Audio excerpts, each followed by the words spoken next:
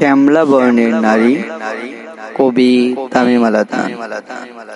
হঠাৎ সেদিন ছুটে এলো এক শ্যামলা বর্ণের নারী, মাথা থেকে পা পর্যন্ত কালো বোরকায় ঢাকা, চোখ দুটো তার খালি। চোখের দিকে তাকিয়ে ধরলো তারে মনে, নিজের অজান্তেই তাকে বানিয়ে ফেললাম আমার মহারানী। মিষ্টি মিষ্টি স্বরে বলল সে মোরে, এটা দিন ওটা দিন, দিন আরো কিছু। শুনে তার মিষ্টি বাণী, তার প্রেমে পড়ে গেলাম আমি একটুখানি।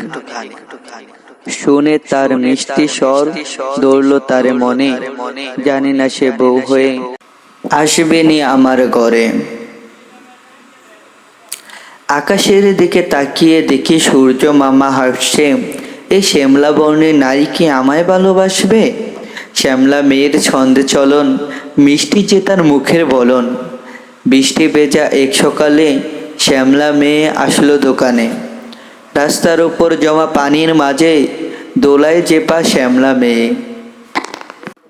তাকে দেখে মানুষ বলে, এই নারীকে সবাই খোঁজে, যে পাবে এই মায়াবতী ধন্য হবে তার জীবনখানি।